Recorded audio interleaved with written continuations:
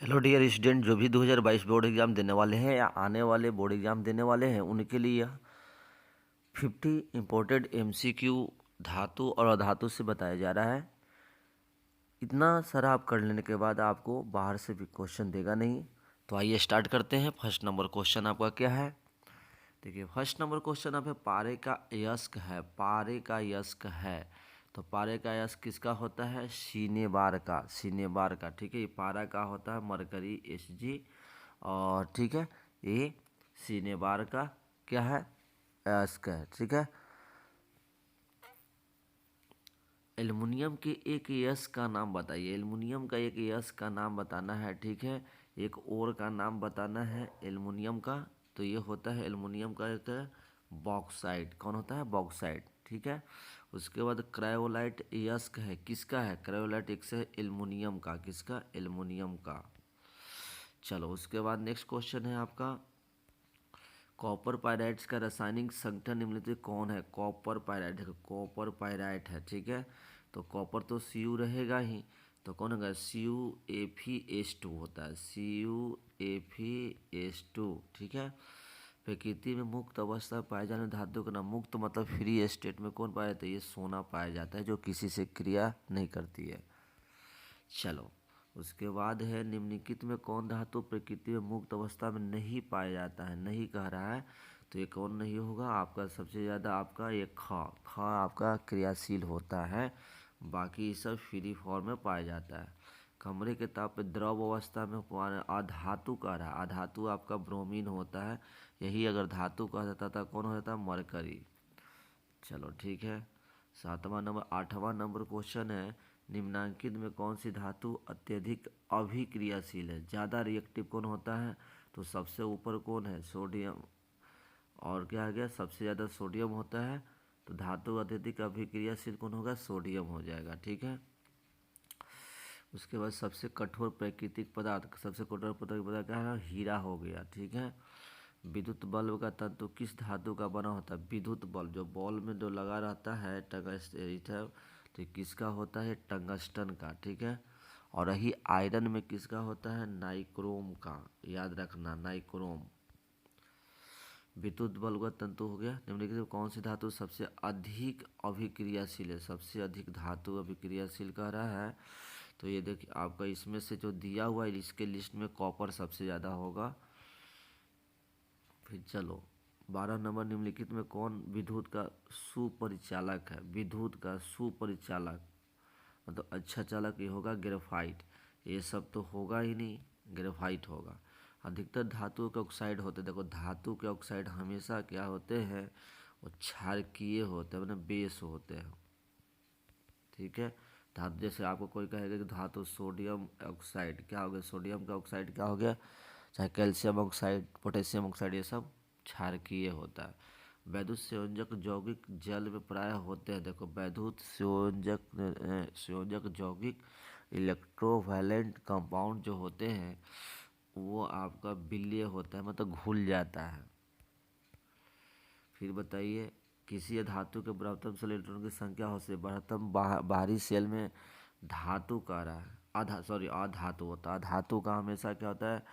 कितना होगा? 4, 5, 6, 7, 4 से ज़्यादा होता है, ठीक है। संक्षारण की क्रिया निम्नलिखित किस स्थिति में होता है? संक्षारण, कोरोजन। कोरोजन कब होता है? आपको वायु और जलवाष्प, वायु और जलवाष्प रहेगा तब होगा। हेमेटाइट ने मतलब किस धातु का यस्क है? हेमेटाइट किस धातु का यस्क है? ये तो आयरन का हो जाएगा, Fe का। चलो, अभिक्रिया जेडन के क्या कहलाती है? इस तरह की अभिक्रिया क्या कहलाएगा?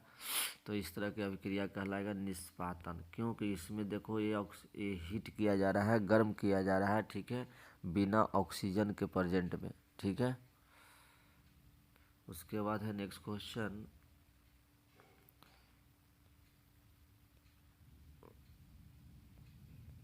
19 नंबर। अब आ गया, देखो यहाँ पे अभिक्रिया ZnS ऑक्सीजन के प्रेजेंट में जब इसको हीट किया जाएगा तो ऑक्सीजन के प्रेजेंट में उपस्थिति में जब हीट करते हैं तो उसको जारन कहते हैं, या बिना ऑक्सीजन के प्रेजेंट में करेंगे तो निस्तापन कहेंगे। बहुत इंपॉर्टेंट क्वेश्चन है ये, याद रखिएगा, VVI है। सक्रियता श्रेणी में सबसे अधिक क्रियाशील, सक्रियता श्रेणी में सबसे क्रियाशील कौन हो जाएगा? ये आपका सोडियम। पहले ऊपर तो पोटेशियम होती है, फिर उसके बाद सोडियम होती है, इस तरह के ये याद कर लीजिएगा। रिएक्टिविटी सीरीज धातु जो सिर्फ अम्ल राज्य में घूमता है, अम्ल राज्य में घूमने वाला धातु कौन है? वो है गोल्ड। ठीक है, चलो। निम्नलिखित में किस धातु का विस्थापन उसके लवण के विलयन से लोहा द्वारा होता है? लोहा के द्वारा होता है, तो लोहा के द्वारा होगा। लोहा से जब नीचे रहेगा क्रियाशीलता श्रेणी में तब ना, तो ये कौन? तांबा। देखो लोहा के नीचे कौन रहता है? कॉपर, तांबा रहता है, और ये सब ऊपर रहता है। ठीक है। खाद्य पदार्थों वाले डिब्बों पर जिंक की अपेक्षा टिन का लेप चढ़ाया जाता है, क्योंकि टिन की अपेक्षा जिंक क्या होता है? देखो टिन की अपेक्षा जिंक क्या होगा? वो अधिक अभिक्रियाशील होता है। चलो 24 नंबर क्वेश्चन देखो। निम्नलिखित में कौन सी धातु विद्युत का सर्वोत्तम चालक है? विद्युत का सर्वोत्तम गुड कंडक्टर होता है कौन सा? तो ये होता है आपका सिल्वर, चांदी। निम्नलिखित में कौन सी धातु विद्युत का सुचालक है? तो ये तो आपका केवल क्वेश्चन पूछता है, ग्रेफाइट होती है, ये सब आपका नहीं होगा। चलिए 25 नंबर क्वेश्चन हो गया। 26 नंबर क्वेश्चन देखिए। निम्नलिखित में कौन सी धातु ठंडे जल के साथ काफ़ी तेज़ी से अभिक्रिया कर विस्फोटक आवाज़ उत्पन्न करता है? बताओ, ठंडे जल से भी, तो ये करता है सोडियम। सोडियम एक ऐसा आपका धातु है जो ठंडे जल से भी रिएक्शन कर देगा, सोडियम और पोटेशियम। निम्नलिखित में कौन सी धातु के जल बिल्कुल अभिक्रिया नहीं करते? बिल्कुल अभिक्रिया नहीं करते धातु के जल, धातु अभिक्रिया नहीं करते, तो ये होगा चांदी। चांदी अभिक्रियाशील नहीं होती है ज़्यादा। कोई धातु कह रहा है कि कोई धातु ऑक्सीजन के साथ अभिक्रिया कर उच्च गलनांक वाला ऑक्साइड बनाती है, ऑक्साइड जल में विलीन होती है, यह निम्नलिखित का तत्व है। कौन सा तत्व होता है? कोई धातु ऑक्सीजन के साथ उच्च गलनांक वाला ऑक्साइड बनाता है, तो ये बनाएगा कैल्शियम। कैल्शियम जब वो वाटर तक कैल्शियम के धातु के अभिक्रिया उच्च गलनांक वाला बनाती है, तो ये कैल्शियम। निम्नलिखित में कौन आयनिक यौगिक नहीं है? देखो आयनिक यौगिक मतलब क्या होता है? एक आपका धातु दूसरा अधातु रहेगा, तो देखो धातु अधातु ये तो आपका हो जाएगा। ये है देखिए दोनों आपका अधातु अधातु है, मतलब अधातु प्लस अधातु जो होता है ये आपका आयनिक यौगिक नहीं होता है, सहसंयोजक यौगिक होती है। ठीक है, उसके बाद है आपका निम्नलिखित में किस धातु को किरोसिन में डुबो कर रखते हैं? ये बहुत बार क्वेश्चन पूछा है, सोडियम को। निम्नलिखित में किस धातु का उपयोग खाना पकाने के बर्तन के लिए किया जाता है? तो ये तो जानते ही हैं, एल्युमिनियम का बना होता है। उसके बाद 32 नंबर क्वेश्चन है। ऑक्सीजन गैस के एक अणु के दो परमाणु के बीच कितने आबंध होते हैं? ऑक्सीजन गैस के एक अणु के बीच में कितने कितने आबंध रहते हैं? तो दो होता है। देखो ऑक्सीजन का बीच में दो होता है। ठीक है, तो ये सही हो गया। N2 अणु में सहसंयोजक बंधकों की संख्या क्या? 3 होगा। देखो N2 में आपका N होता है, 3 गो होता है। ठीक है, तो ये हो गया। शुद्ध सोना कितने कैरेट का होती है? ये तो 24 कैरेट का होता है। 34 नंबर क्वेश्चन हो चुका। सब क्वेश्चन यहाँ पे इंपॉर्टेंट बताया जा रहा है, आप एक बार इसको रिवाइज कीजिए। कहीं भी रहिए आप मोबाइल से इसको देखते रहिए, आपको बोर्ड एग्जाम में ज़रूर पूछेगा। ठीक है। 35 नंबर पारा और एक अन्य धातु के मिश्र धातु को क्या कहते हैं? पारा और किसको? मरकरी को। तो पारा और अन्य धातु के मिश्र, जब पारा किसी में मिला दिया जाए तो उसको अम्लगम कहते हैं। क्या बोलते हैं? अम्लगम। निम्न पीतल, देखो पीतल, पीतल किसका होगा? ये तो कॉपर और जिंक का है ना, कॉपर, तांबा और जस्ता का। निम्नलिखित पर उसके ऑक्साइड की मोटी परत बनाने की क्रिया, ऑक्साइड की मोटी परत करने में किस पे? एल्युमिनियम पे। एल्युमिनियम पे ऑक्साइड की मोटी परत को एनोडीकरण कहते हैं, और जस्ता को चढ़ाने को जस्तीकरण कहते हैं। फिर कह रहा है कि निम्नलिखित कौन सा आयनिक यौगिक? देखो फिर से आयनिक यौगिक। आयनिक यौगिक क्या होता है? जो धातु अधातु से बना हो। तो देखिए इसमें आपको धातु अधातु एक ग नंबर है, कैल्शियम धातु है, और क्लोरीन क्या अधातु है, ये सब नहीं होगा। हीलियम गैस की रासायनिक आचरण निम्नलिखित किसके जैसा है? हीलियम गैस, हीलियम देखो हीलियम गैस अक्रिय गैस जैसे होती है, इनर्ट गैस अक्रिय गैस। उसके बाद है 40 नंबर क्वेश्चन। जल के एक अणु में हाइड्रोजन ऑक्सीजन के परमाणु की संख्या के अनुपात जल H2O में कितना हो जाएगा अणु? तो देखो 2:1 का होता है, 2:1 हो गया। हाइड्रोजन 2, ऑक्सीजन कितना हो रहा है 1।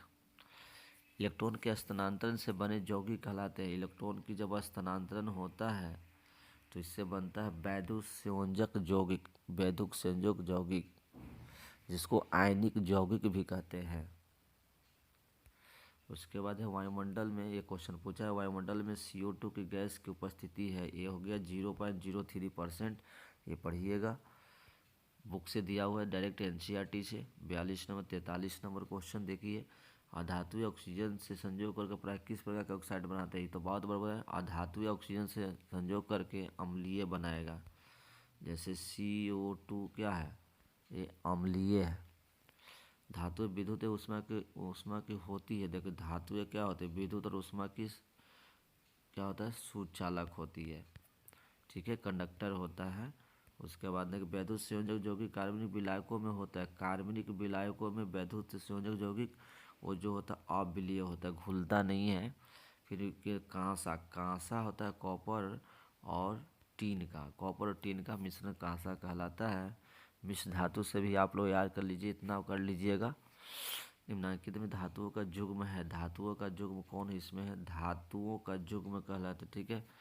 धातु इसमें से कौन दिखाई दे रहा है, तो ये आपका है सोडियम और कैल्शियम धातु है। समान तापमान पर द्रवावस्था में स्थित धातु अधातु का युग्म कहलाता है। धातु कौन है, ये मरकरी हो गया, कहाँ हो गया, और पारा, ये खा नंबर, ब्रोमीन और पारा, ठीक है। ब्रोमीन अधातु हो गया और पारा क्या हो गया, धातु हो गया, ठीक है। और 49 नंबर क्वेश्चन देखिए, 49 हीरा निम्नलिखित में किसका अपरूप है? तो ये है कार्बन का, ठीक है।